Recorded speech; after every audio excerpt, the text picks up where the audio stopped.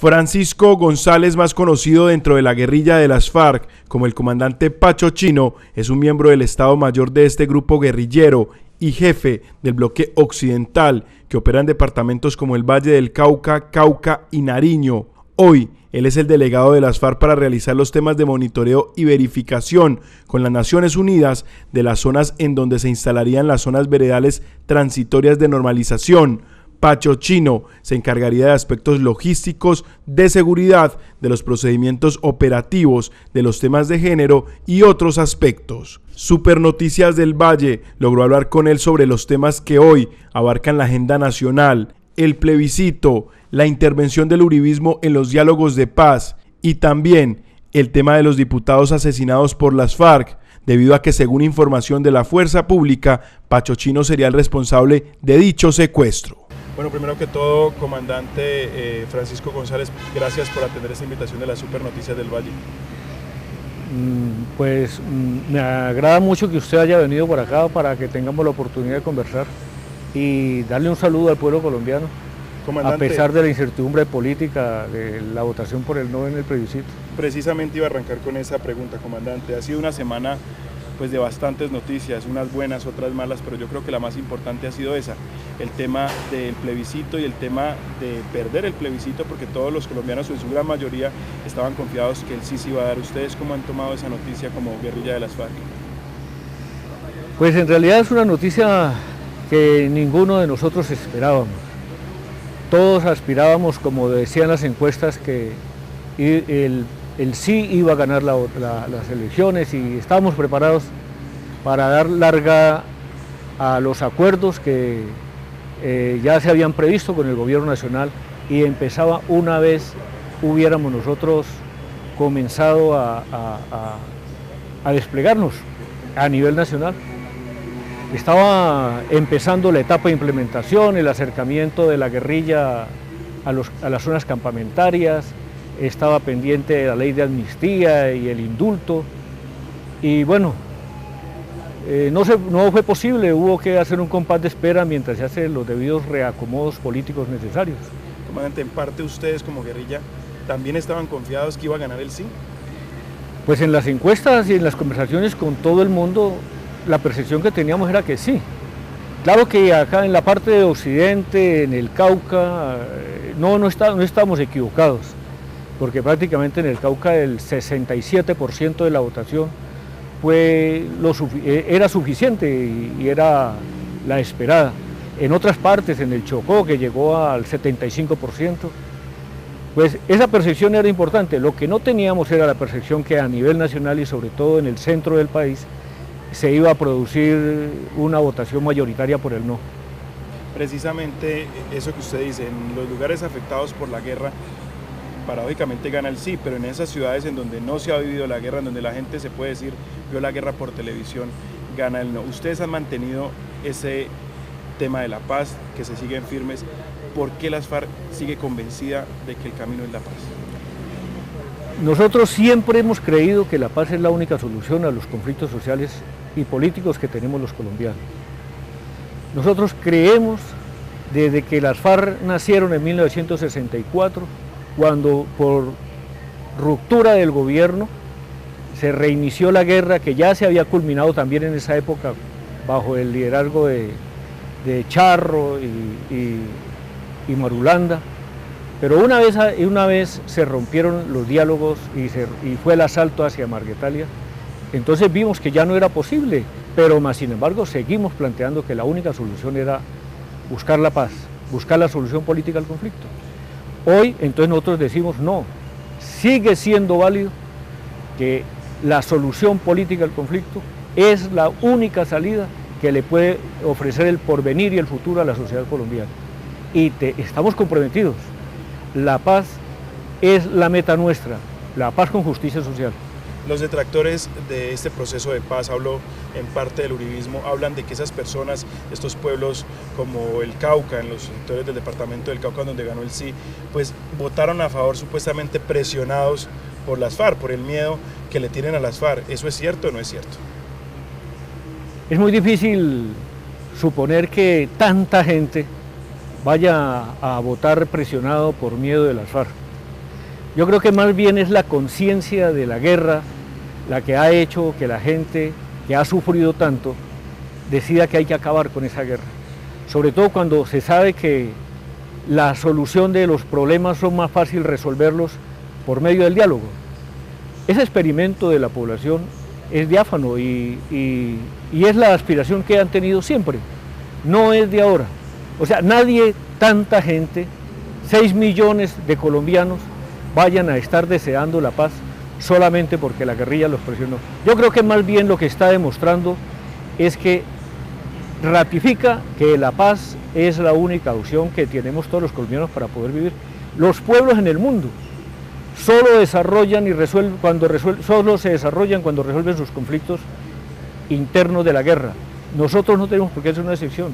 Solo en paz podemos construir una patria mejor. Ustedes siempre hablan en grupo, como guerrilla de las FARC, pero usted, comandante Francisco, ¿cómo le dio el tema de perder el plebiscito? Para usted personalmente, ¿qué opinión tiene de eso? Pues dijo alguien por ahí, me dio un solaz. Nos sentimos que fuimos derrotados y que no esperábamos. Pero creemos que en el fondo hubo varios errores, varias circunstancias que seguramente no tuvimos en cuenta en su momento y nos faltó estrategia. Creo que faltó educación en el pueblo, faltó preparación, faltó el gobierno se confió mucho en la propaganda, nosotros no hicimos campaña, no fuimos nosotros los derrotados, podemos decirlo de esa manera, pero tenemos que aceptar que sí, que nos faltó educación, nos faltó llegarle a toda la población, porque fue muy rápida, unas elecciones una campaña publicitaria muy rápida, y no le llegamos a la población con los contenidos de los acuerdos de La Habana. Eso faltó. Precisamente de campañas, el no se hizo una campaña y una campaña de desprestigio. Lastimosamente, hace unos días el líder de esa campaña dijo que engañaron muchos colombianos con mentiras. ¿Usted piensa que Álvaro Uribe, que es también uno de los promotores del no, es un problema para este proceso de paz? Yo creo que hay opiniones contrarias y creo que la gente tiene derecho a diverger y tiene derecho a opinar distinto. Pero el señor Álvaro Uribe tiene en su mente la guerra. El señor Álvaro Uribe piensa en su bolsillo.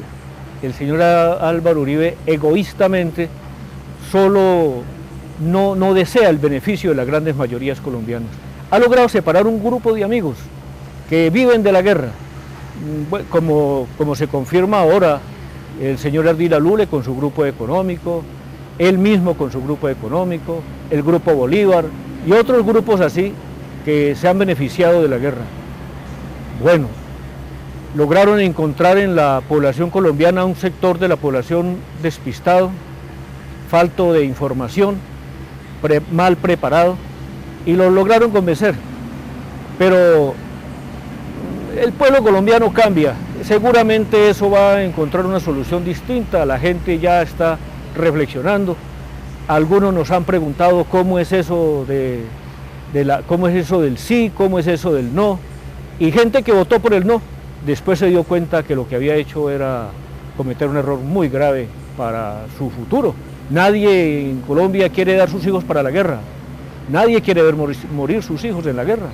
Todo el mundo quiere vivir mejor y nadie puede estar esperando perder su casa con unas bombas, con tiros. La gente está esperando un futuro mejor. El exalcalde de Bogotá, Gustavo Petro, ayer en unas declaraciones que dio a medios de comunicación decía que lo que le tiene miedo a Álvaro Uribe Vélez, uno, es a la justicia transicional y dos, al tema agrario, esa reforma agraria que ustedes como FARC estaban planteando y donde él y varios terratenientes se ven afectados. ¿Cree usted en esas palabras que dice Gustavo Petro? Sí. Y le agregaría que le tiene miedo a la verdad, porque la verdad significaría saber qué es lo que ha ocurrido en Colombia desde hace tantos años para acá. La verdad es quién se inventó y por qué ocurrió la matanza de las bananeras. La verdad es averiguar por qué asesinaron a Jorge Eliezer Gaitán. La verdad es averiguar ¿Por qué ocurrió lo de la Unión Patriótica, el asesinato de toda una organización política a nivel nacional? La verdad es averiguar por qué fue el Palacio de Justicia, donde desaparecieron todos los magistrados de la Corte Suprema de Justicia. La verdad es saber por qué esta violencia dura tanto y no se soluciona, si es que detrás de ellos hay grupos económicos que quieren mantener nublado al pueblo colombiano y negarles el derecho a esa verdad. Viene otro tema importante, y es que ustedes desde La Habana han dicho que los acuerdos pues, no se pueden modificar. Obviamente son 4 años de largo diálogo entre ustedes y el gobierno. Llega el uribismo, en parte, porque en su mayoría es el uribismo, a querer modificar los diálogos. ¿Por qué dicen ustedes como FARC que los diálogos no se pueden modificar? 1, y 2, que no se puede permitir que Álvaro Uribe Vélez, con ese tono guerrerista que usted me decía, intervenga en unos diálogos de paz. Bueno, para hablar del tema de los acuerdos de La Habana, es cierto, es que llevamos 4 años construyendo esos acuerdos de paz. Detrás de esos acuerdos de paz y los 4 años también ahora hay 6 millones de colombianos que están respaldando esos acuerdos de paz y que quieren que la paz llegue ya. Y que además le están exigiendo a los señores del no, del plebiscito, que votaron por el no, que definan de una vez cuáles son sus propuestas reales, porque porque la paz no puede esperar. Nosotros consideramos eso, que es el momento oportuno para que se reelaboren, si es necesario, si tienen las propuestas a mano, que las presenten ya. Y sobre esa base podemos decir qué se puede discutir o qué no, qué argumentos nuevos tendrán. Ha surgido una nueva opinión ya, ¿sí? Y una opinión que falta discutirla seguramente, y es que le podemos hacer unos anexos. No, nadie se ha puesto de acuerdo todavía en eso.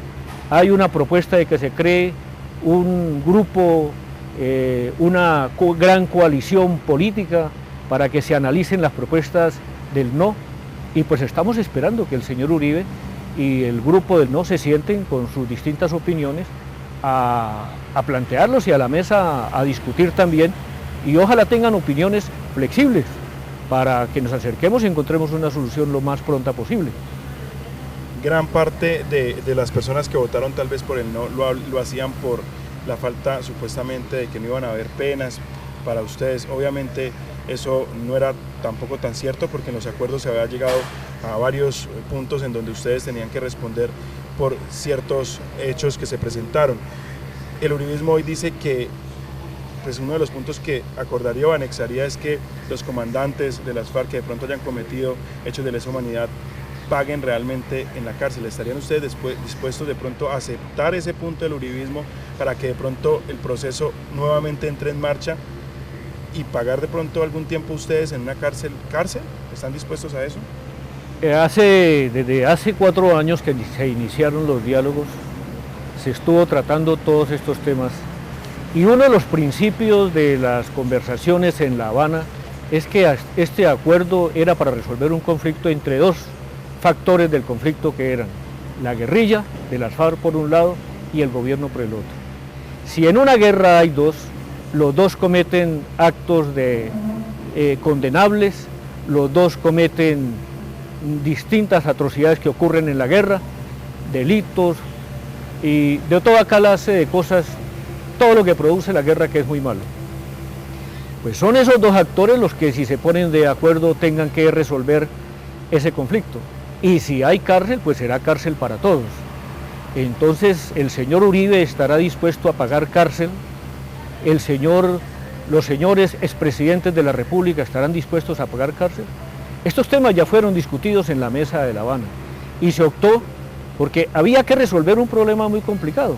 Es que cuántas personas tendrían que en Colombia que pagar cárcel, y que seguramente iba a ser muy difícil resolver un conflicto teniendo ese tipo de concepciones. Si ya tenemos las cárceles hacinadas con los presos que hay en este momento, 8 millones o 10 millones de personas que vayan a resultar nuevamente condenadas, pues van a ser un grave problema para la sociedad colombiana. No será posible resolver un conflicto de esa manera. Hay que buscar una solución. Nosotros hemos encontrado que no es necesario pagar cárcel como una condena obligatoria. Nosotros creemos que se puede sancionar, que se trata de resarcir a las víctimas, que se trata de reconciliar a la sociedad colombiana y resolver este conflicto que tiene ya muchos años y que hay que pararlo, pero con soluciones reales, no con politiquería. El señor Uribe, vuelvo y repito, lo que no quiere es que se diga la verdad sobre sus propios actos. ¿Cómo es que el señor Uribe se ha vuelto rico? ¿Quiénes son sus familias? ¿Qué hacía su papá en el Yarí? Hay que averiguar muy bien todas estas cosas. Pero si habláramos el tema desde el punto de vista político, eso hay que discutirlo en la mesa de La Habana y si hay opciones de sentarse a la mesa con el señor Uribe y buscar soluciones, y si es lo suficientemente visible, trataremos todos los temas. Yo creo que no hay necesidad de dar ninguno, pero que haya que sentarse a la mesa y con disposición a resolver el conflicto lo más pronto posible. O sea, comandante, que ustedes no descartan esa opción de sentarse con Álvaro Uribe Vélez, que ha sido pues el gran detractor de las FARC, frente a frente para buscarle salidas a esto. Bueno, las FARC, el secretariado de La Habana se estuvo invitando al señor Uribe a que fuera a La Habana y trabajaran estos temas, que expusiera sus argumentos y pues antes de firmar los acuerdos para incorporarlo a esos mismos acuerdos. El señor Uribe se negó, permanentemente se negó. Y ahora vuelve y aparece el señor Uribe y me parecería muy bien que fuera a La Habana y ojalá con los otros delegados del no, porque el no es un todo único, el no tiene distintas variantes y esas variantes deberían ir a La Habana, incluido el señor Uribe y todos los que hagan parte del no. Se nos ofrecería una oportunidad muy importante, es que lograríamos unir a los del no y el sí en una solución, ahora sí, más nacional. Pero hay que tener voluntad política, porque si no hay voluntad política, entonces nos gastaremos otros 4 años o más rediscutiendo lo que el señor Uribe quiere que rediscutamos. Comandante, usted está encargado desde La Habana, acá en esta parte del departamento del Cauca, sobre el tema de las zonas veredales, el monitoreo que se está haciendo con las Naciones Unidas. ¿En qué va eso? Porque si se acaba de perder el plebiscito, uno diría, ¿qué pasó con eso? ¿Qué está haciendo el comandante Pacho Chino? ¿Qué están haciendo las Naciones Unidas? ¿Se paró eso o eso va normalmente como venía trabajando?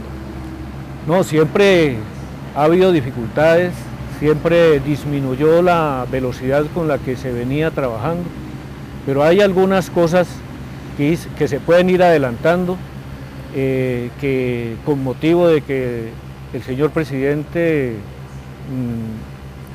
estableció la fecha del 31 de octubre para la continuidad del cese el fuego bilateral, del cese el fuego y hostilidad bilateral y definitivo, pues entonces se abren y se llega a un nuevo acuerdo con las FARC para continuar los pasos que hasta el momento se pueden. Entonces se ha ido avanzando y se demuestra que el gobierno, el señor Santos y nosotros confirmamos que tenemos voluntad de seguir adelante. Eso es lo que también nosotros queremos interpretar. Comandante, el diálogo, o mejor, el discurso de la guerrilla de las FARC ha venido cambiando desde mucho antes, desde hace varios años. En La Habana se ha notado eso. Se inició con los primeros discursos en un tono guerrerista, pero ahorita, cuando finalizan, terminan con un diálogo o un discurso de reconciliación. ¿Ustedes como FARC se arrepienten de los hechos que hayan podido ocurrir en este transcurrir de la guerra? Digo, de pronto de posibles ataques a la población civil en donde lastimosamente pues, se vieron afectados algunas personas inocentes. ¿Las FARC se arrepiente hoy que habla de perdón y reconciliación? Bueno, la guerra es una situación muy difícil. En la guerra se define la vida y la muerte de las personas, de los combatientes. En la guerra se producen ataques imprevistos.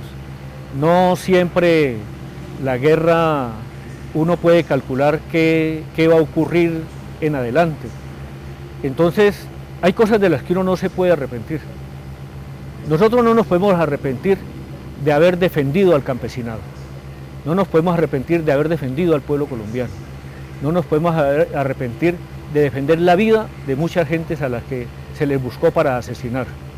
En esa medida nosotros somos orgullosos de que hemos estado al lado de nuestro pueblo defendiéndolo y defendiendo sus derechos. Pero sí nos causa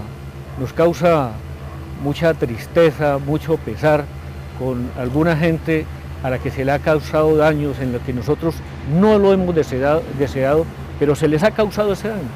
A esas personas sí, claro, nosotros les ofrecemos el perdón nuestro, quisiera que nos entendieran de corazón que tenemos esa deuda con ellos y que desearíamos que ellos pudieran superar esa etapa. Precisamente en este tema usted hace tiempo también dio unas declaraciones importantes y decía que el Estado colombiano también debía responder por algunas víctimas. ¿A qué se refería usted en ese momento cuando culpaba en parte al Estado también? Bueno, el Estado ha causado enormes daños, es el principal causante de este conflicto, de esta guerra. El campo colombiano es una víctima de la guerra. Hay cantidades, millones de personas desplazadas por la violencia de los paramilitares, por la violencia de las fuerzas del Estado. A esa gente hay que resarcirse con ellos. Hay gente que está desaparecida, miles de desaparecidos, que por una u otra razón nadie sabe qué pasó con sus cuerpos, los cuerpos de sus familiares. Esa gente hay que restaurarle sus propiedades, pero también volverlos a la constitucionalidad, hacerles que el Estado nuevamente es el Estado de ellos, el que los pueda proteger, porque hasta el momento hay población que no reconoce al Estado, porque es el causante de esta guerra. Si el Estado no hubiera declarado 5 guerras contra el pueblo colombiano, seguramente no estarían viviendo las consecuencias que tienen ahora. Si ahora pudimos llegar a la paz después de 4 años de una discusión, pero de muchos años de guerra, de más de 52 años de guerra, si en esa época se hubiera resuelto el conflicto de manera dialogada, hubiera sido mucho más fácil, porque es más fácil resolverle un problema a 48 guerrilleros que se alzaron en armas que a resolver un problema de miles de ciudadanos colombianos que hoy abrazan los deseos de la paz, pero también de cambios sociales, porque la paz tiene que ser con justicia social. Comandante, hablábamos ahorita de los errores que de pronto pudo cometer la guerrilla de las FARC y está uno que no se puede dejar de tocar y es el de los diputados del Valle del Cauca, que tristemente, el mismo comandante Timochenko lo ha dicho, fue un error imperdonable en parte lo que sucedió con ellos. Usted pues es una de las personas que estaría responsable en ese secuestro, conoció más de cerca el tema de los diputados. Ya hubo un acto de perdón en La Habana y se va a preparar lo que se dice es un acto de perdón también en la ciudad de Cali. Usted que estuvo allí, que en parte pues fue encargado de ese secuestro, ¿podría pedirle ante estas cámaras perdón a sus familiares a pesar de que ya lo hayan hecho?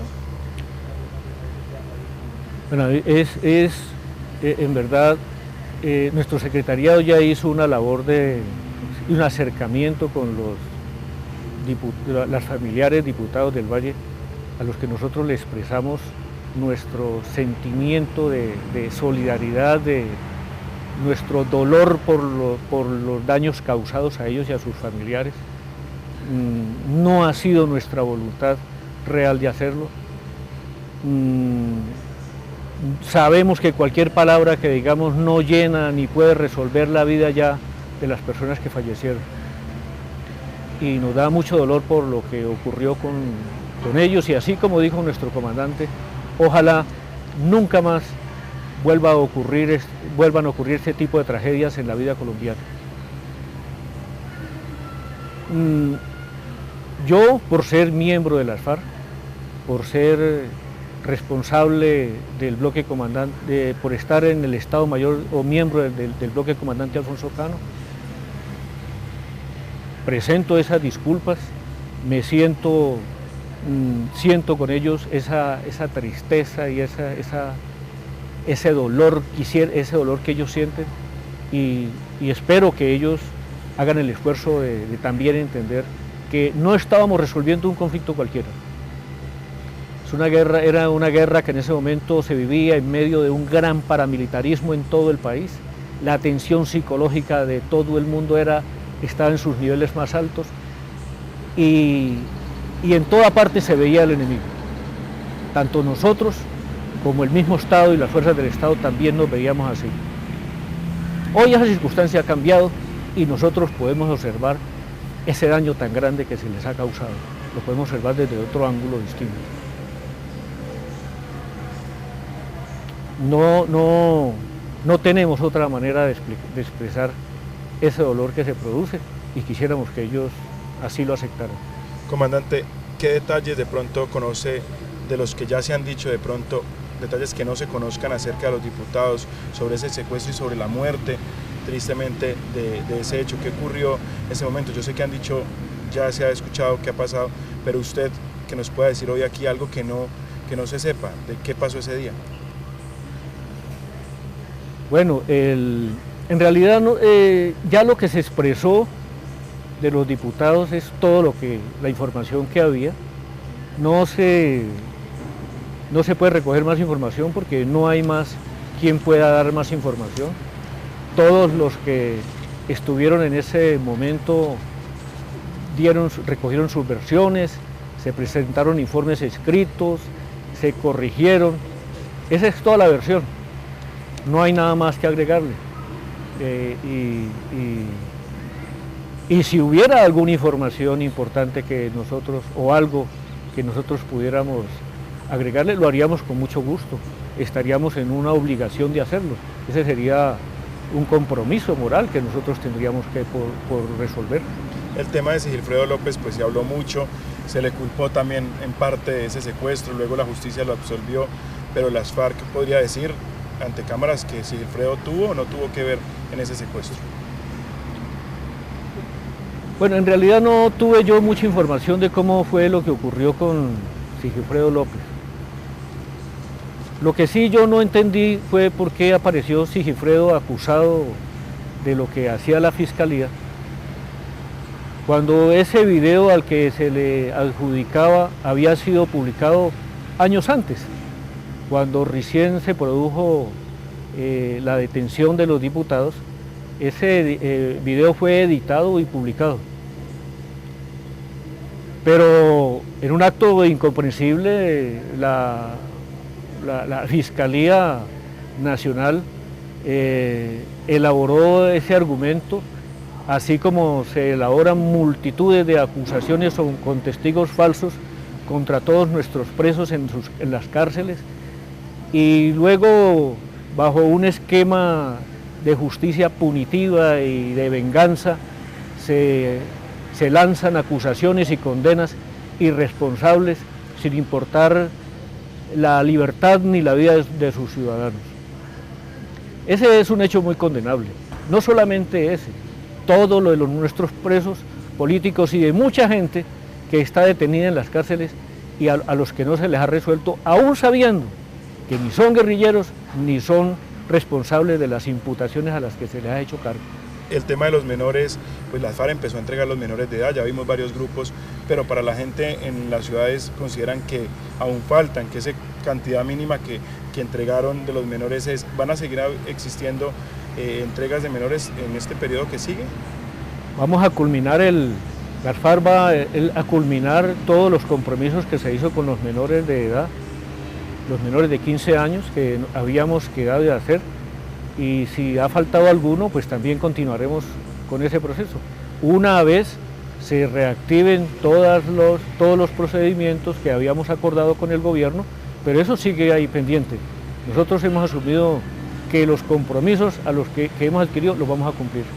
Usted fue muy cercano al comandante Alfonso Cano, estuvo de cerca el día de la muerte del comandante Cano. A usted personalmente, ¿cómo le dio la muerte de Cano?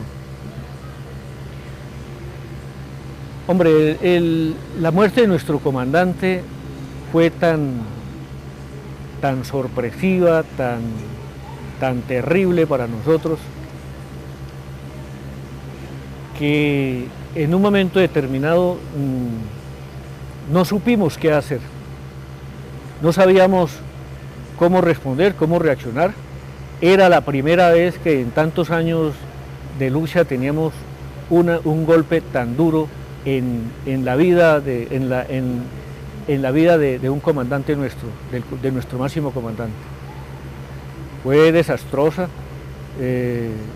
no sabíamos cómo reaccionar, conversamos mucho qué más debíamos hacer, nos preocupaba si no hubiéramos cumplido con la misión que teníamos, nos preocupaba si no valoramos el peligro, el momento que estábamos, pero bueno, después de que ocurren semejantes desastres, se ocurren muchas cosas en la cabeza, uno piensa mucho, pero ya en la muerte, ya había muerto nuestro comandante, ya nos tocaba que era rehacernos y reiniciar la batalla y como siempre levantar la moral, así como hemos hecho con todos nuestros muertos y hacer de esta lucha un motivo político y de exigencia al pueblo colombiano para que continúe con moral en alto luchando por la paz y por la justicia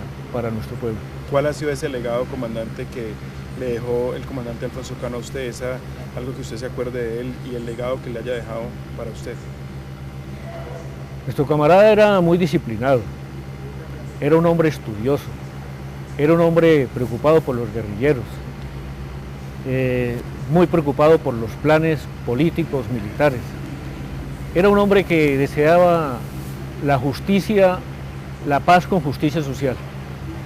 Era un hombre que aspiraba a que el bien común se impusiera como parte de los principios de la política a nivel nacional.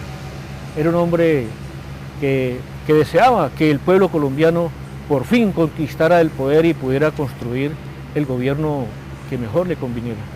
Comandante, ¿cómo se ve usted en unos años, después de que acabe todo esto? ¿Cómo se ve usted en 10 años, pongamos? No, 10 años no, desde ahora. Yo me veo trabajando con las comunidades. Yo me veo trabajando por la construcción de el nuevo movimiento o partido político que nos vayamos a dar después de que lo decidamos el futuro de nuestra organización de manera política. Yo creo que nosotros tenemos que trabajar ya legalmente, de manera abierta, por el pueblo colombiano y por alcanzar los objetivos que nos hemos propuesto de soberanía, de democracia, de libertad y de un país digno. Precisamente, ¿cómo va a ser la guerrilla de las FARC para, mediante la política, convencer a los colombianos que de pronto son hoy votos de opinión, que no son ni de un partido ni del otro? ¿Cómo van a hacer ustedes para que lleguen a donde las FARC, al nuevo partido político? El tercer elemento que le falta a los resultados del plebiscito entre el sí y el no es precisamente ese gran sector del pueblo colombiano que es el abstencionismo. Creo que esa es una labor de Estado y de las fuerzas políticas, las cuales debemos estar comprometidas con mejorar la formación política de las comunidades y de todos los sectores sociales de nuestro país. Identificar sus intereses y hacer una labor de acercamiento, no solamente educativo, sino también de crear los mecanismos adecuados que lleguen a su forma de vivir, a su sitio de trabajo, para que la gente se sienta parte del Estado y comprometida con su futuro. Si la gente no le interesa qué ocurre en el país, seguramente no va a estar motivado para votar por nada ni por nadie, pero menos si no está bien informado. Entonces, si no está bien informado, cualquiera puede pasar por ahí como ocurrió ahora con el no, y fácilmente los engaña, porque no están informados. Nosotros tenemos que juntar esas tres cosas: una buena labor de información, una labor educativa desde las escuelas y una creación de mecanismos adecuados que lleguen allá donde ellos habitan. Ahora, ya para ir culminando, comandante, hablemos de usted personalmente. La familia, el comandante, esposa tiene, hijos tiene, ¿cómo es el tema de la familia? Pues Francisco González sí tiene una hija, un hijo, tiene familia, pero por motivos del conflicto le tocó que exiliarse. En este momento, todos ellos se encuentran viviendo en el exilio.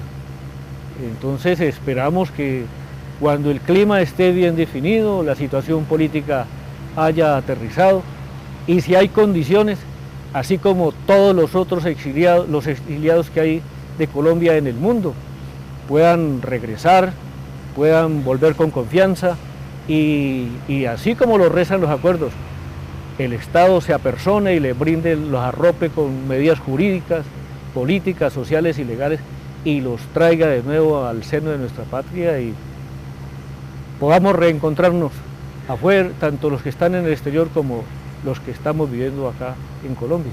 En los tiempos libres, ¿qué le gusta hacer al comandante Francisco González? Mayoritariamente me gusta leer y cuando hay manera de jugar futbolito, pues jugar futbolito. Precisamente, ¿de qué equipo es el comandante? No tengo equipo propiamente, mi equipo es la Selección Colombia. Pero usted que es de Cali, ¿no es americano, caleño? No, me gusta, anteriormente era hincha del Deportivo Cali y con los amigos de la cuadra discutíamos entre los amigos del Cali y los del América, pero en el momento no, yo soy hincha de la Selección Colombia. Comandante, el mayor anhelo que usted tiene, ¿cuál es ese sueño que tiene? Mi mayor anhelo, que el pueblo colombiano tome el poder, que las organizaciones políticas y sociales democráticas logren el cambio social que se necesita, que a Colombia le llegue la apertura democrática y que podamos rehacer esta sociedad y empujarla hacia un futuro mejor de todos, que no sea solamente de unos pocos, de los más avivatos o de los más egoístas.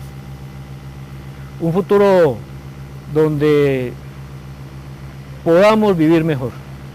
Comandante, pues finalizamos esa entrevista agradeciéndole obviamente por el tiempo que usted nos ha entregado, pero quiero, antes de despedirme, que usted le envíe un mensaje a los colombianos que nos ven acerca de eso, del tema de la paz y del compromiso que ustedes mantienen con la paz, para que de pronto dejen a un lado esa incertidumbre que estamos sintiendo muchos colombianos hoy. Decirle al pueblo colombiano que nos preocupa mucho la paz con justicia social. Nosotros estamos convencidos que solamente en un nuevo clima de confianza y de paz podemos construir este país. Tenemos que vincular a la mujer colombiana, tenemos que buscar a los jóvenes, a todo el pueblo colombiano, a los campesinos, a los indígenas, a las negritudes, a este nuevo país. Tenemos que hacer una gran convocatoria de todas las fuerzas políticas y sociales para que hagamos una sola fuerza. No nos dejemos arrastrar por las fuerzas negativas. Hay que reconocerle a los estudiantes el papel que han jugado en esta última etapa reclamando que los acuerdos de La Habana se cumplan ya, que ya inicie el proceso de reinicio de los pasos que nos iba a llevar a culminar hacia la etapa de la implementación de los acuerdos. Pues comandante, muchas gracias por habernos atendido. Bueno, muchas gracias.